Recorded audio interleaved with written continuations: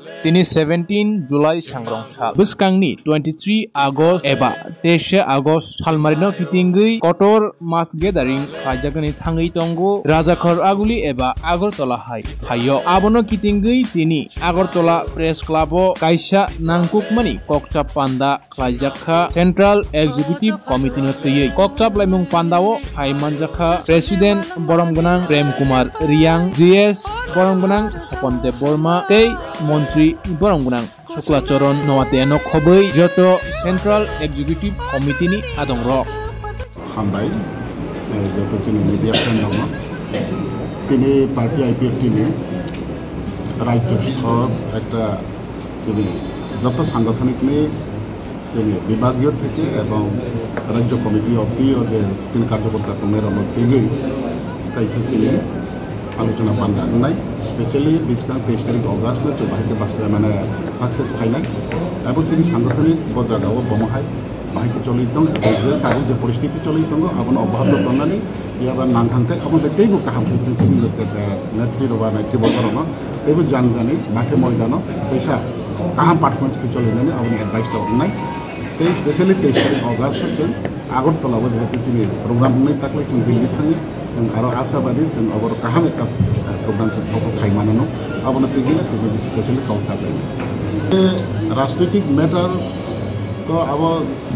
আবু মিদিনা তো democracy country বা আবু অবশ্যই শুনজাবো সো কিছুক্ষণ আগে বাংলায় যেটা আমাকে জিজ্ঞেস করা হয়েছিল আমি যেটা স্পষ্ট বলিনি তবে এখন আমি বড়কে কিছুটা বলে দিচ্ছি ইলেকশনের ব্যাপারে তো ইলেকশন তো একটা রাজনৈতিক দল একটা রাজনৈতিক দল registered and recognised political party government of India মানে ইলেকশন কমিশন থেকে তো এই রাজনৈতিক দল তো নির্বাচন আসলে তো প্রতিদ্বন্দ্বিতা স্বাভাবিক করবেই কিন্তু সেটা মানে প্রতিদ্বন্দ্বিতা করতে গিয়ে আমাদের দল কৌশল কী হবে এটা আমাদের দলই সিদ্ধান্ত নেবে তো স্পেশালি এটা তো মানে কোনো ইয়ে না যেটা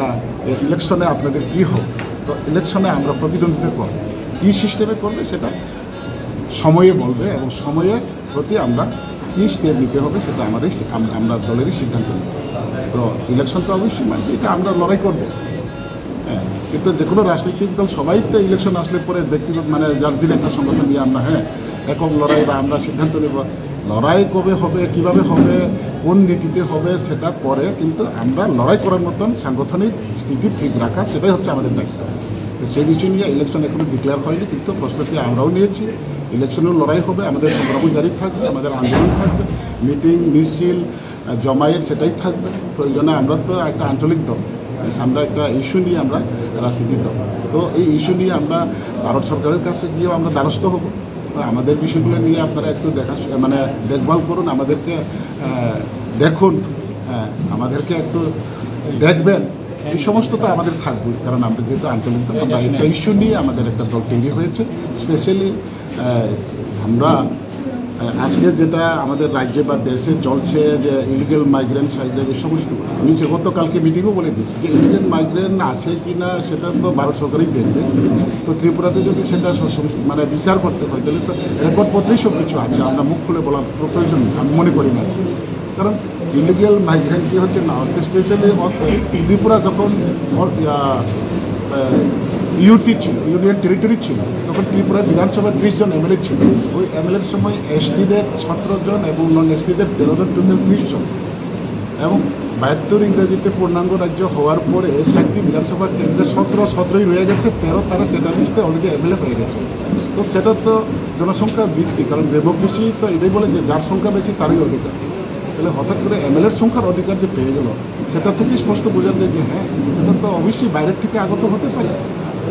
তো সেটা যদি ভারত সরকার মেনে নেয় আমাদের কোনো আপত্তি নেই কিন্তু আমাদের একটাই দাবি যে ঠিক আছে যা কিছু হয়েছে তো এডিসি যেহেতু আমাদেরকে দেওয়া আছে সেটাকে আলাদা একটি রাজ্য বানিয়ে দেবে সেটাই আমাদের মূলত দাবি